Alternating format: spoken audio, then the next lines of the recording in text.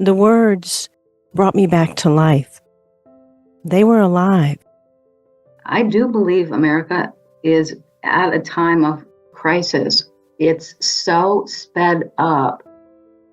A connection far beyond myself.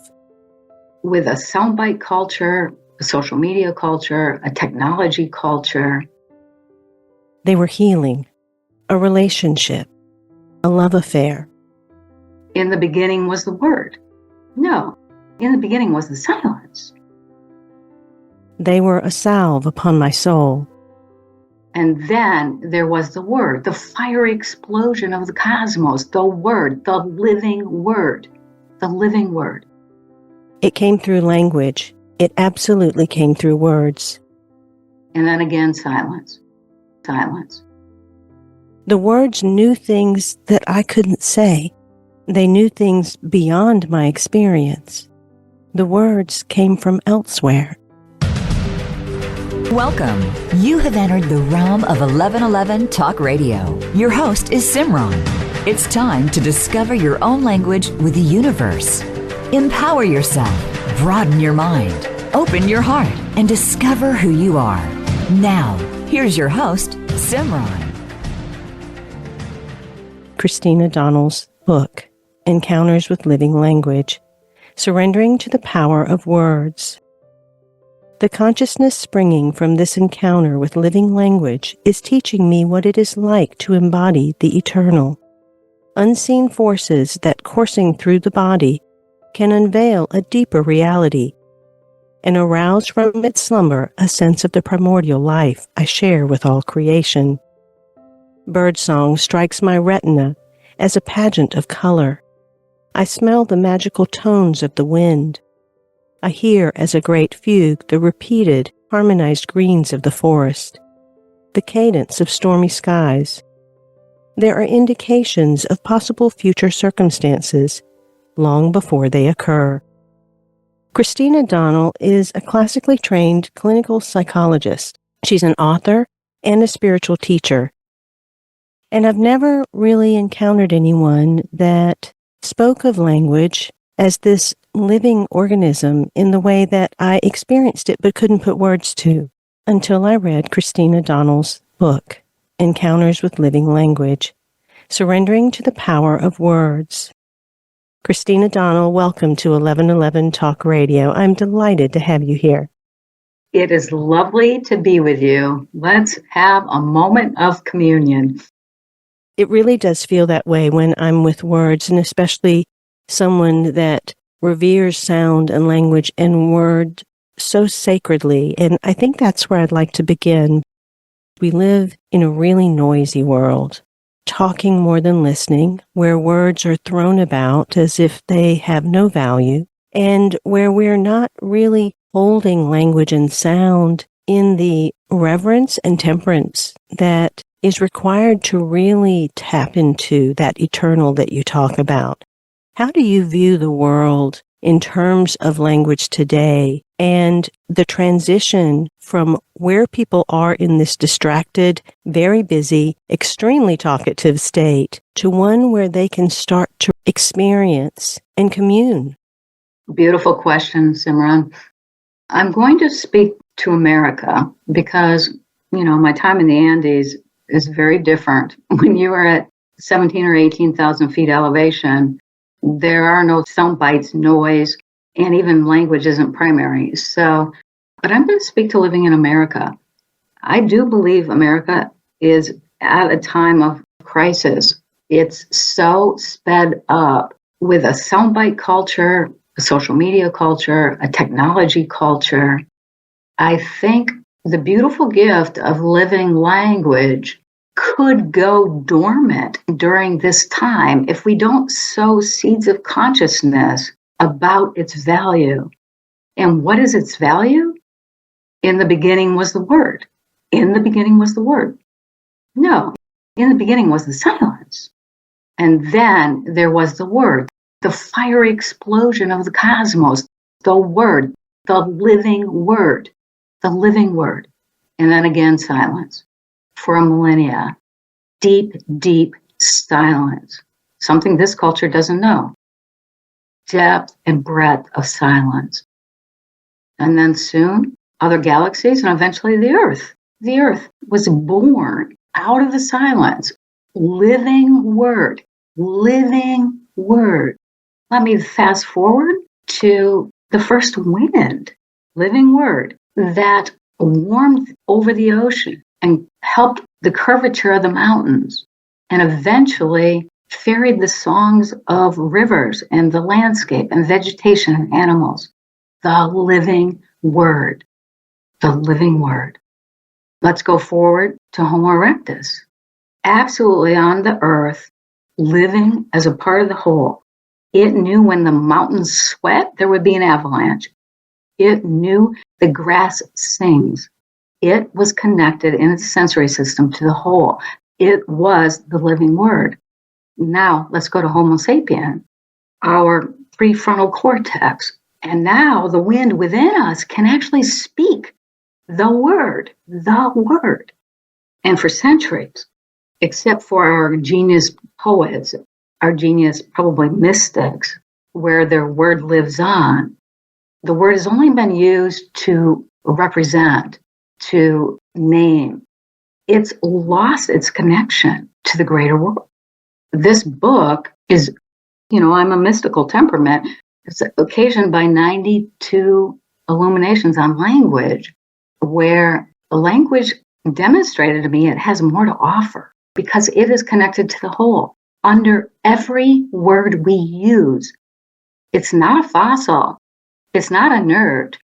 There are 1,000 roots connected to the unseen and the invisible and the forces that then connect to other things and bring us back into the multidimensionality, to the primordial, our quantum nature.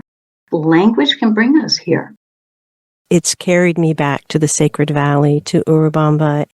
I have spent weeks in silence, and I certainly have not had the experiences that you nor the Karo have had in terms of their very subtle and rich connection to being able to hear the rhythms of the earth, grasp the very sounds and languages that are being spoken from the crackle of the fire or the breaking of a twig or as the wind moves through the air, as you said.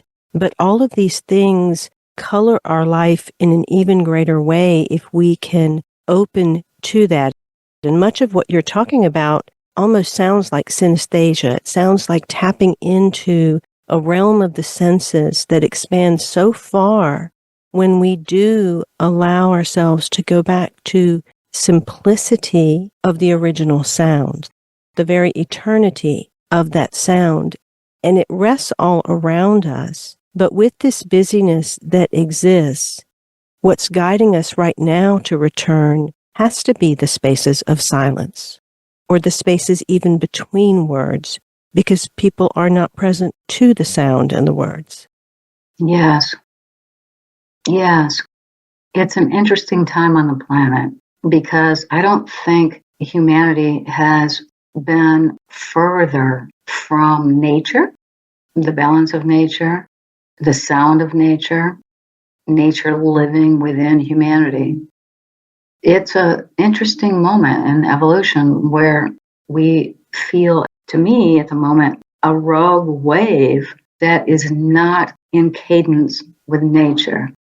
Living language was from the beginning, and it will be to the end. Everything arises out of the silence, and it returns to the silence. So living language doesn't require spiritual dogma. It requires coming back into spaces between the words, the silence, the inciting and archetypal forces that are underneath when you are in your silence that will usher up a completely different dialogue, because now the invisibles are in the room. Now the unseen is in the room.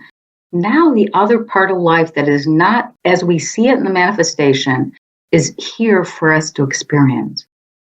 Right now, my goodness, we weaponize language. We use it as a weapon.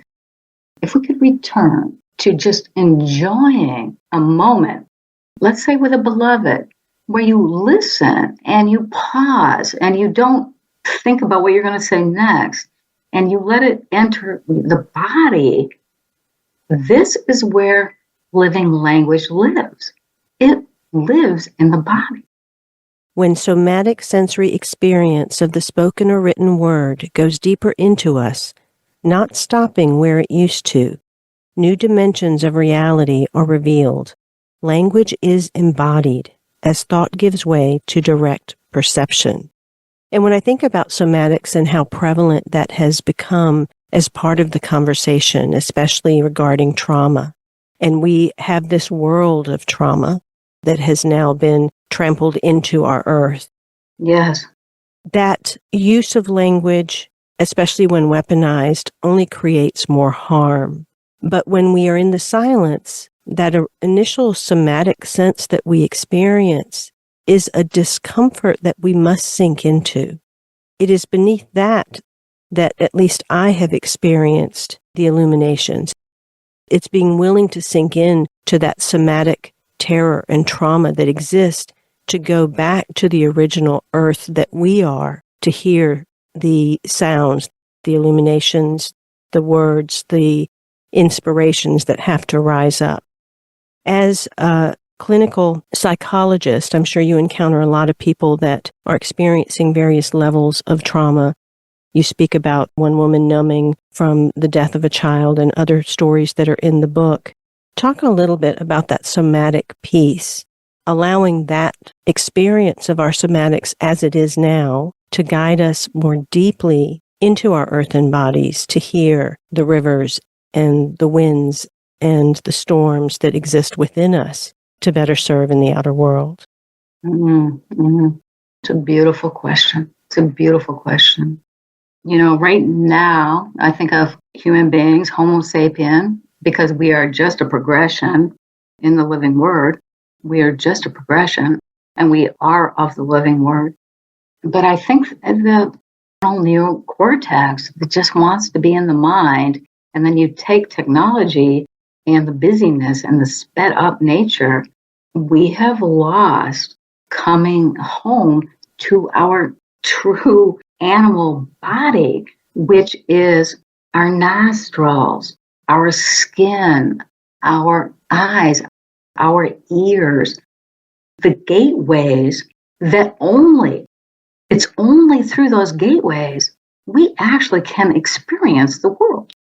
For some reason, in this moment in time, there's a numbing going on. I'm going to appreciate that in the creation, this is a period that we have to go through. But I am here to say, oh no, let's come back. Let's come back to this extraordinary body in which we are living in, which is, by the way, quantum. It's all light. And we have these sensory systems, nostrils, taste. Like, can you taste the different times of the day? It's like, yes, we can. We have to come back there. We have to come back to what these bodies were made for and to be as a part of the ongoing living creation, including we are an extension of the earth. And so I'm like, yes, come back to this sensory experience. And oh, by the way, yes, the word, the living word that we speak through the wind that has come across the northern plains. It depends on where you live. I live in Minneapolis, northern plains. You know, the winter, the Arctic wind is the wind from which you are speaking. And where do we lose this disconnection in that we just are wielding language to represent or answer something? And when you are connected at that deeper level, when you're in conversation with somebody, they feel those inciting forces. As a clinical psychologist, that is what happens in the room. Those invisibles and unseen forces underneath enter the room. And then suddenly the client has an epiphany or an awareness because we are connected through the word in our beloved conversation. Whether it's someone trying to become more known and market themselves, or whether it is a political figure trying to paint a picture, or even if it's someone that just really wants to send a zinger to someone else because they've been hurt. That seems to be language coming from the head. This living language doesn't feel like it's a heady thing. It feels like it comes from some other part of us. Is this stemming from the heart? Is it stemming from the soul? Is it deeply grounded in the body? Where is it that, especially this society, needs to drop into to begin that stilling and quieting that has to take place, to even be able to hear their own egoic words or weaponized words or busy words, so that they continue to deepen and deepen and deepen until they really do touch their senses again? Mm, mm, Oh yeah, where do we begin? Where do we begin? My mind wants to go in several directions here. You know, my Syrian call is humanity, human beings, at this time in our world. Might you consider coming back home to the body and being embodied, being fully embodied, appreciating your senses, expanding your senses to see how they might connect you to the greater whole. That is my Syrian and Clarion call because of the times. Because of the times. I know Source and creation has a higher order. And I don't know this to be true. I absolutely do not know this to be true. But I do wonder if Homo sapien is just a middle ground between Homo erectus and possibly, let me just call it Homo luminous, where we use this wind that can language and speak, where it's not inert and fossilized, but it's alive and attached to 1,000 roots underneath that brings us back to the connected whole. Could that be where we are moving to, where we are with Homo erectus, who absolutely was connected to the whole? Are we just taking the neocortex and could we possibly connect it back up to an extraordinary sensory system? And the reason why I ask this question is because of the neurodivergent, because of autism, because of what we call a disorder. What I know is that within autism, the non-speakers who eventually get on letterboards and can speak, oh my goodness. We all know in autism, the sensory system is off the grid. It is so heightened, but they are multidimensional beings. They are communicating from other dimensions. Some of them know 4 or 5 languages they were never introduced to. When I think of what we call disorder, I might call, oh yeah, this is the mutation. This is the possibility. This is the possibility. Now, does it require being neurodivergent? No. It requires coming back to the silence, to the senses, to being connected to the whole. If the culture isn't going to do that, creation is going to keep doing its beautiful job of evolving and mutating. And everywhere along the line, we have called Homo erectus, saw the first Homo sapien who started to speak, that was a disorder. The first dinosaur that flew, oh my God, the other dinosaurs are like, that is a disorder. And we call autism a disorder. But this is mutation. This is how the living word evolves on the planet. We are headed in a direction of mental telepathy, and I think these individuals that are autistic are kind of leading us there. I do see us as a mutation, as you have said. I'm wondering if the bridge between where we are now as a society and moving to that place of telepathy is actually poetry. and song, or these types of light transmissions that come through that are palpable, that raise your hairs and give you goosebumps, but in some ways are untouchable. That perhaps that is what helps to slow people down or quench the thirst of the numbed heart or the empty soul that is needed right now. Encounters with Living Language, Surrendering to the Power of Words. Between 1997 and 2015, she experienced 92 illuminations on language and its deeper function in human awakening, each a consciousness-expanding moment inspired by a message from the invisible world. Christina Donnell is a classically trained clinical psychologist. She's an author and a spiritual teacher who studied Eastern traditions and the shamanic energy practices of the Peru Indians of Peru for nearly 3 decades. She is the founding director of Winds of Change Association, a Minneapolis-based educational organization offering programs that cultivate humanity's evolving consciousness. Her multiple award-winning first book, Transcendent Dreaming, Stepping into Our Human Potential.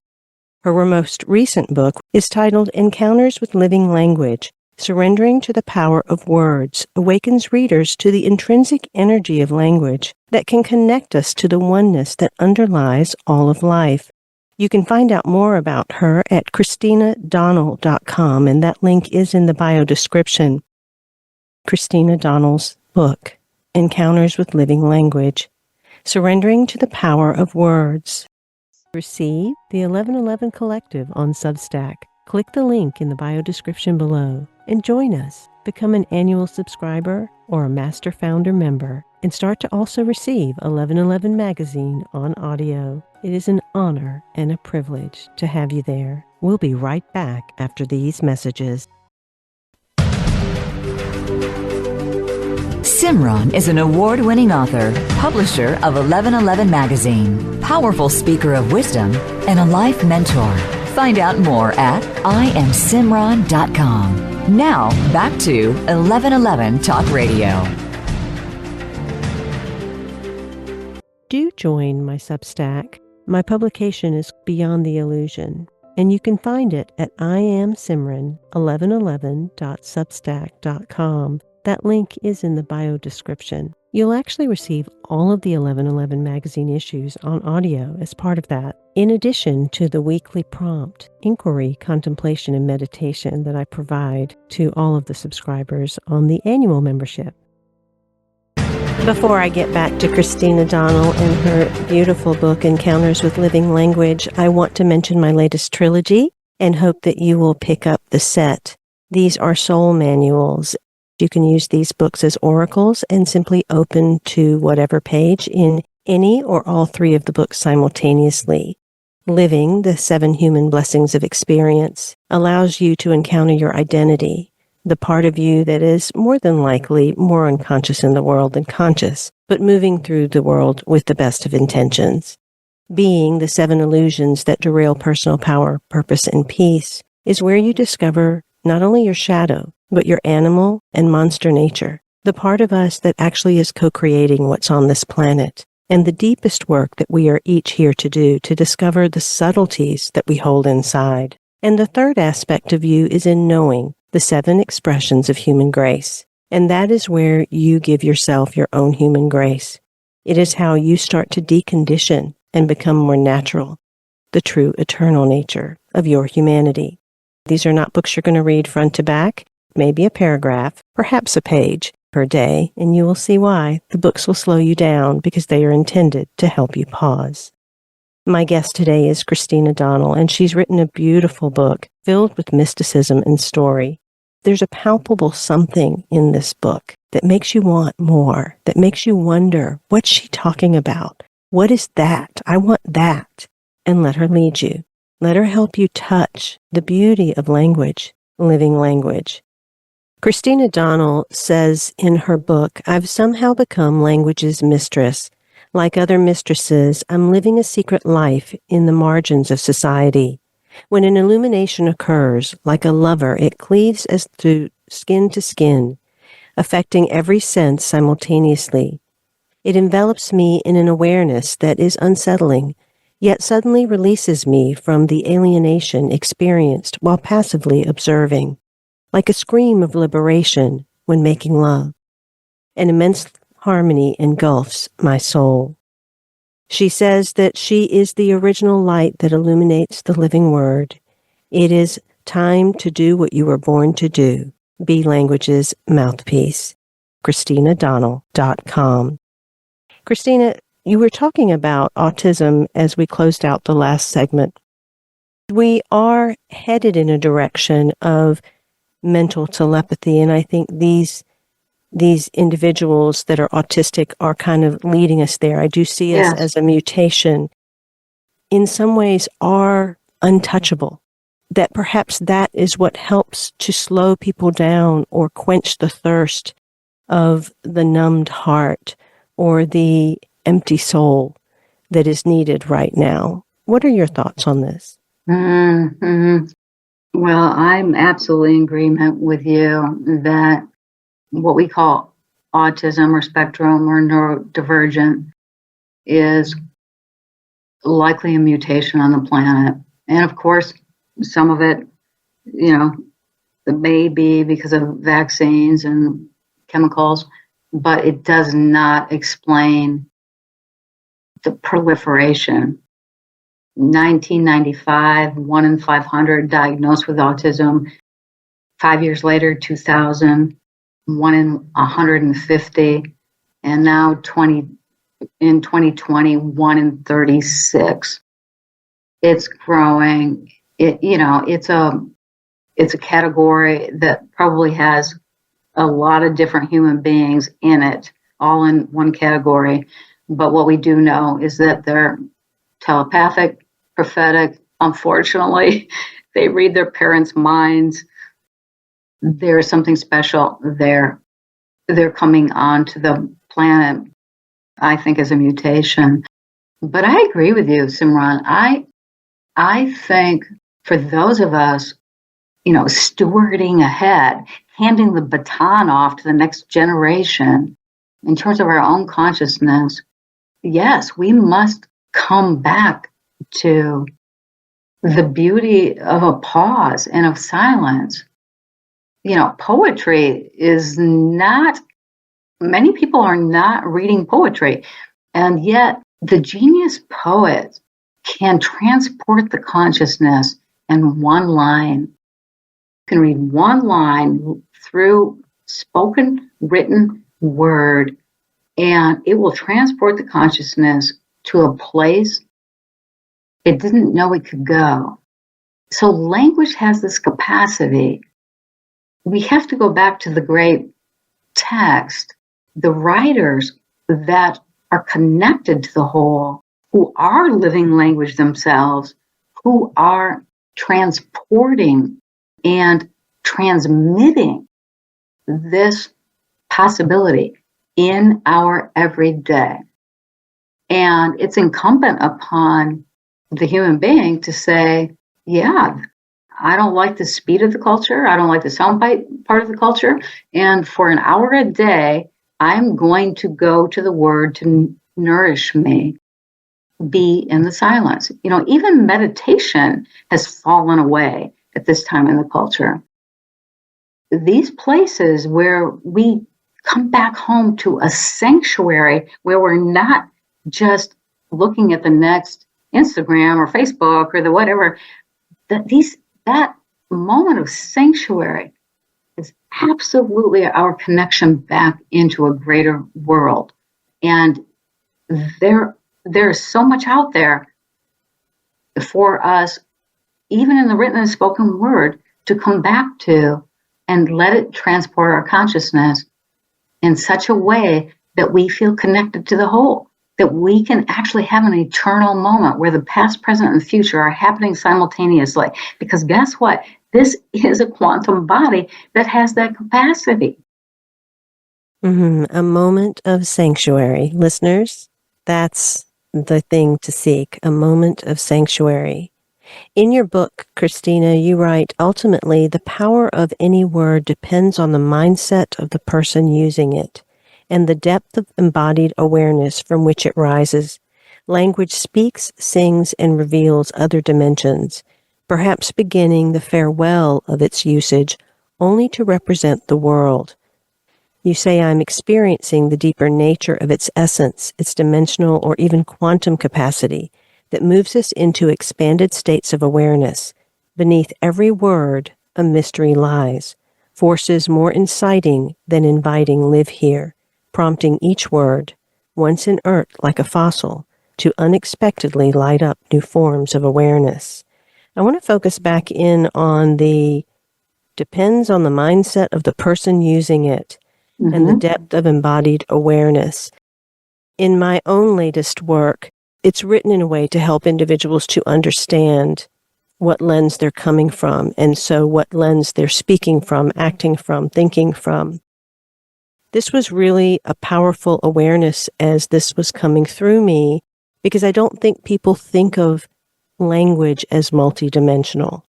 For the thinking mind, and especially in the busy world, so many times words can be taken so literal, and they don't take into account the energy behind the words, the intention behind the words. Talk a little bit more about that aspect of living language.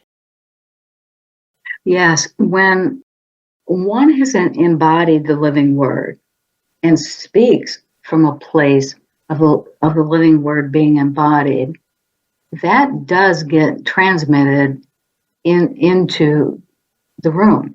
It gets transmitted into the room because it's the invisibles and unseen that are coming through the wind and being spoken. We all know someone can say thank you, and you're like, styrofoam. It was a thank you. And then you can hear, thank you. Thank you. And you go, oh, wow, they really mean that. It's deep in their heart. It was deeply, and you can feel the difference. You can feel the difference of a word that is just thank you or thank you. It comes from a different place. And why I know this to be true in terms of the invisibles and the unseen, it's been brought home to me over years and years and years of my communities in San Francisco, Seattle, Minneapolis, of where everyone's like, yeah, don't even try to comprehend what she's saying, just absorb what she's saying. And I'm like, what does that mean? You know, it took me a long time to figure that out. And I can remember in 2017 doing a wisdom talk, and everyone who came up to the mic said, I can't remember a word you said, but this is where my consciousness was transported to. It was a keynote address I did in 2017 at the Subtle Energy Medicine Conference. But that was the time where I realized, oh, and I'd already had the 92 illuminations.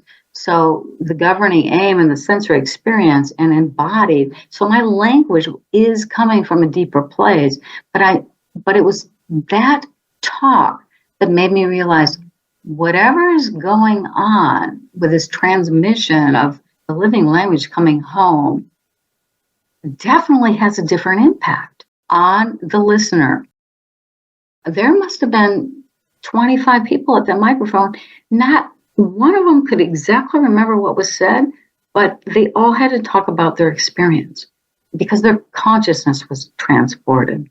And that, to me, was my definitive awareness and what made me decide to write the book, that, oh, living language and being the mouthpiece for living language is absolutely real. It's absolutely real.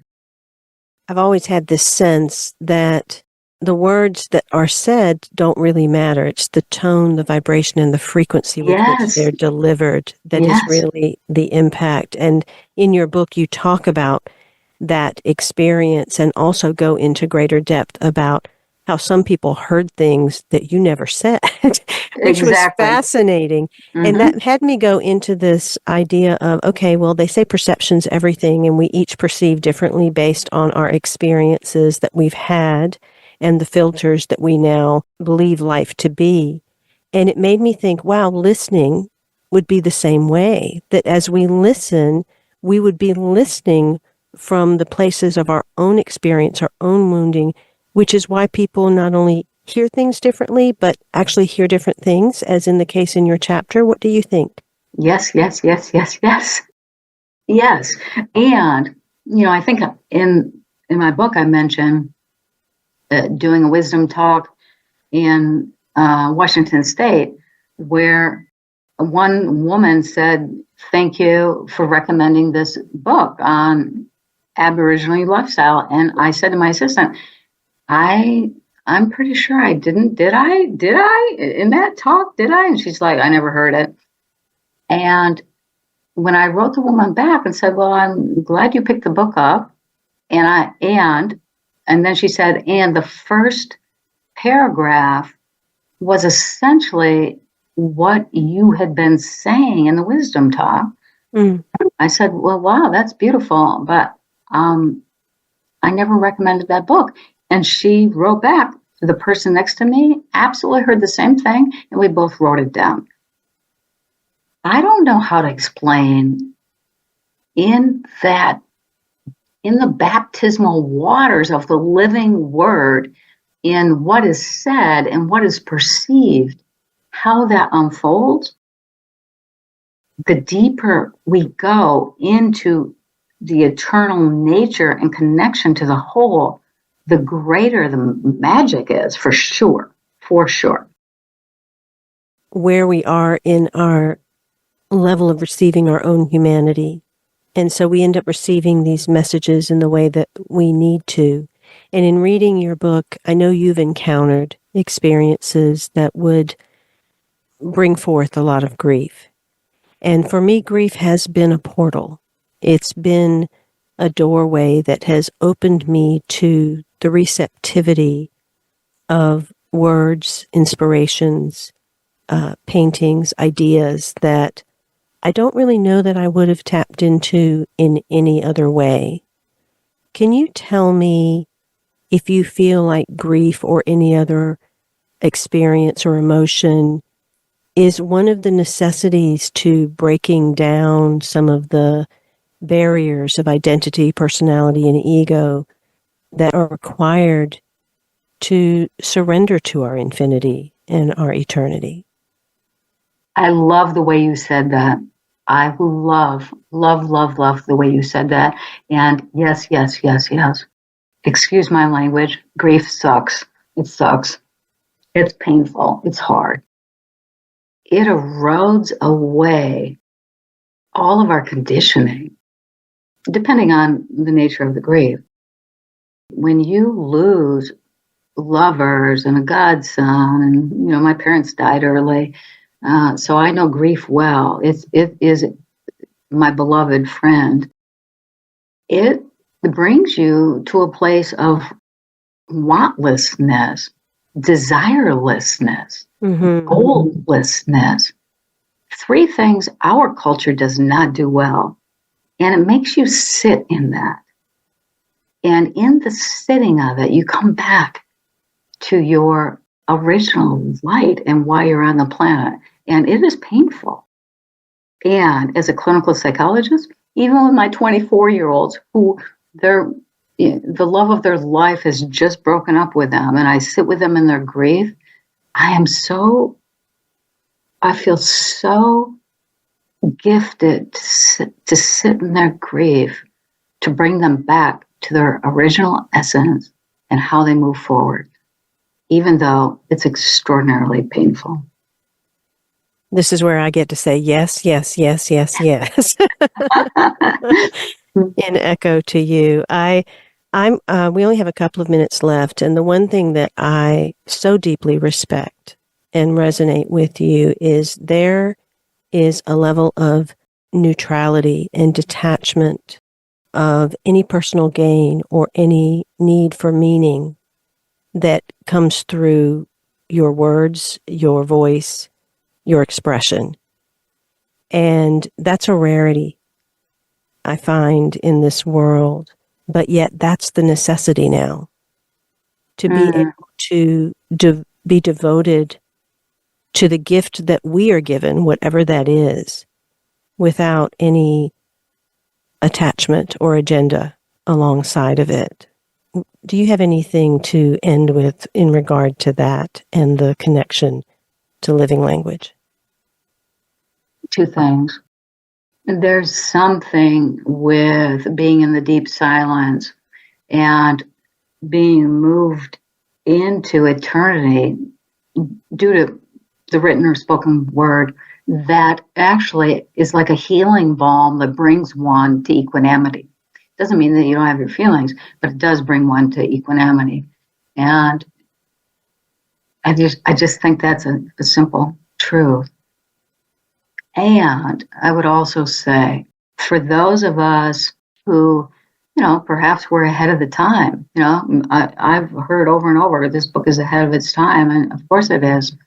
It's looking at what is possible and also human evolution and mutation on the planet. So it's ahead of its time. And so when something is ahead of its time, if you have equanimity, you just sow the seeds of consciousness from a place of deep, deep love. And you just keep watering no matter what happens. It doesn't matter what happens. You just sow seeds. And I live incredibly urban, but I feel like I'm an urban farmer and that I'm just sowing seeds of consciousness. Beautiful. That's the resonance. Christina Donnell says, sitting here stripped of personal initiative, I experience a light so tangible I can feel it passing through my fingers, heralding a transformation within me, a sort of change in government. It appears that my actions will no longer be propelled by the same consciousness as before, because my extraordinary experiences with living language have somehow led me to a destiny of incarnating the eternal in temporal time. Words can have varied meanings depending on who we are, the lens we come from, the way we say them, the tone of voice, how we hold them in our mouths, and how we let them roll over our lips. They come through our intention, and they come through our listening. It brought me to a place of communion, because although our stories are very different, there was something about the way she wrote this book, about her experiences, and the sacredness with which she holds language, the word, sound, and its effect, impact, and inspiration that it has upon each and every one of us, whether we know it or not. Living language, a deeper immersion in the hidden potential of language, well beyond its use to convey surface meanings, may not only help elevate your awareness, but possibly move you along an evolutionary trajectory.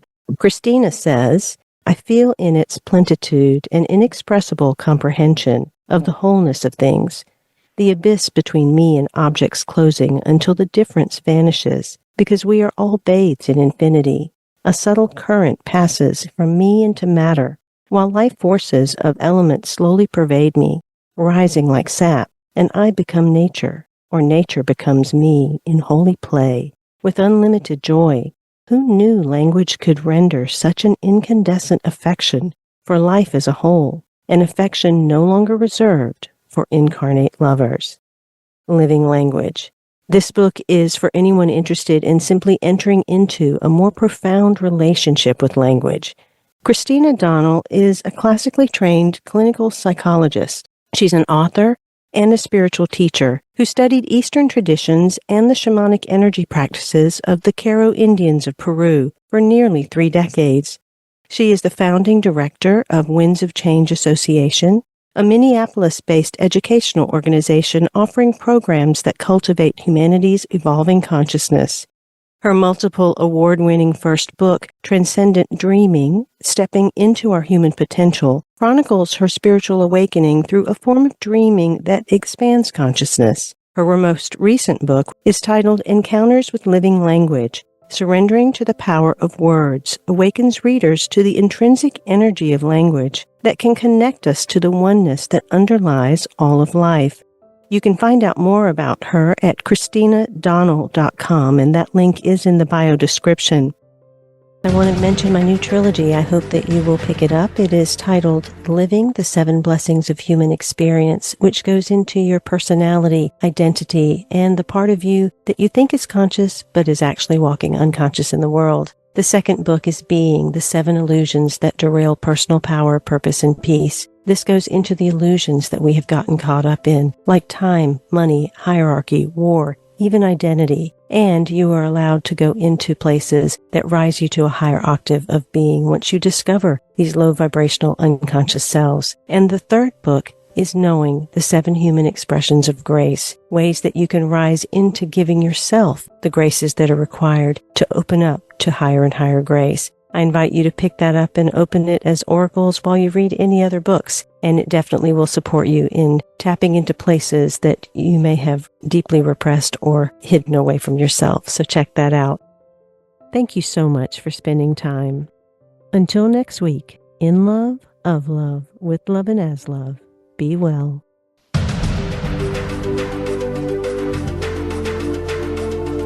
Thank you for opening your mind to a new reality, your heart to greater compassion, and your experience of aliveness with 1111 Talk Radio. Join host Simran next Tuesday at 8 a.m. Pacific, 11 a.m. Eastern Time to step through the gateway of conscious living. You are not on the journey. You are the journey.